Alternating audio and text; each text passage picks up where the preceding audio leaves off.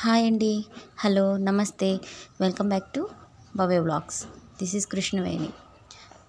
So మనకి birthdays కానీ ఏదైనా ఫంక్షన్స్కి కానీ మనం బెలూన్ డెకరేషన్ చేస్తాం కదా.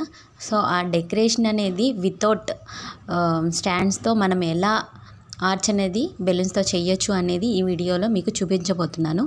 సో ఫస్ట్ ఇది వచ్చేసి ఆర్చ్ క్రియేట్ చేయడానికి టేప్ అండి. ఇది మనకి ఆన్లైన్లో కూడా అవైలబుల్ ఉంటుంది. సో ఇది ఇలా ఉంటుందన్నమాట. అంటే మనం బెలూన్స్ అనేవి ఆ హోల్లో పెట్టి లాక్ చేసినట్టుగా తీసుకోవాలి. సో అలా చేసి మనం అందమైన బెలూన్ ఆర్చ్ అనేది క్రియేట్ చేయొచ్చు అనమాట. అది ఎలా అంటే ఇప్పుడు నేను మీకు చూపించబోతున్నాను, చూడండి.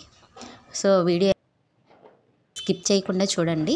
సో అప్పుడు మీకు క్లియర్గా అర్థమవుతుంది. సో మనం ఇలా బెలూన్స్ అనేవి రెడీగా చేసుకొని అంటే నాట్ వేసి పెట్టుకోవాలన్నమాట. అన్ని బెలూన్స్ని అలా రెడీ చేసుకున్న తర్వాత ఈ టేప్ ఉంది కదా, ఐ మీన్ ఇది ఉంది కదా, సో దానిలో ఆ హోల్ అనేది పెట్టేసి దాన్ని ఇలా లాగాలన్నమాట. అంటే ఆ నాట్ అనేది కిందికి రావాలి, ఆ టేప్లో నుంచి కిందికి రావాలి.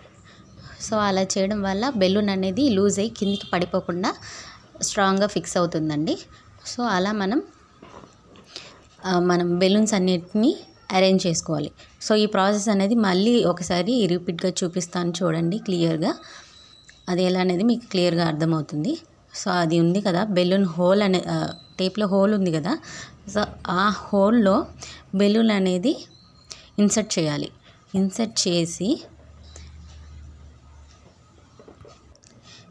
చేసి అంటే అది చూడండి, వీడియోలో క్లియర్గా చూపిస్తున్నాను.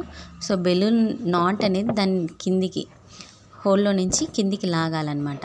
లాగేసి సైడ్న కొంచెం స్పేస్ ఉంది చూసారా, ఆ స్పేస్లోకి గట్టిగా లాగాలి.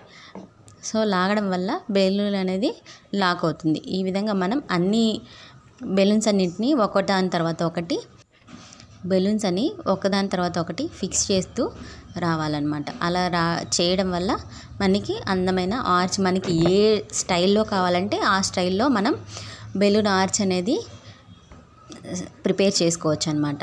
సో నేను ఇలాగే మొత్తం అన్ని బెలూన్స్ని ఫిక్స్ చేసి చేస్తున్నాను. చూడండి, మనకి ఫైనల్ అవుట్పుట్ అనేది కూడా మీకు లాస్ట్లో చూపిస్తాను. ఈ వీడియో కనుక మీకు నచ్చినట్టయితే మీ ఫ్రెండ్స్ అండ్ ఫ్యామిలీకి షేర్ చేయండి. అలానే మీ వాల్యుబుల్ ఫీడ్బ్యాక్ని కూడా కామెంట్ సెక్షన్లో కామెంట్ చేయండి. సో లాస్ట్ ఫైనల్ అవుట్పుట్ అనేది ఎలా వచ్చిందంటే చూడండి. సో ఇలా మనం ఆర్చ్ అనేది చేసుకోవచ్చు. అంటే మనకి స్ట్రైట్గా కానీ లేకపోతే ఒక ఆర్చ్లా కానివ్వండి, మనకి నచ్చిన విధంగా మనం బెలూన్స్ టేప్ని యూస్ చేసి మనం క్రియేట్ చేసుకోవచ్చు అనమాట. సో ఇలా సైడ్ బై సైడ్ కూడా ప్లేస్ చేసుకోవచ్చు. అంటే మధ్యలో ఏదైనా థ్రెడ్ పెట్టి గట్టిగా కట్టేస్తే నీట్గా ఆర్చ్ లాగా ఫామ్ అవుతుంది. నా వీడియో కనుక నచ్చినట్టయితే మీరు లైక్ చేయండి, షేర్ చేయండి, సబ్స్క్రైబ్ చేయండి. Thanks for watching.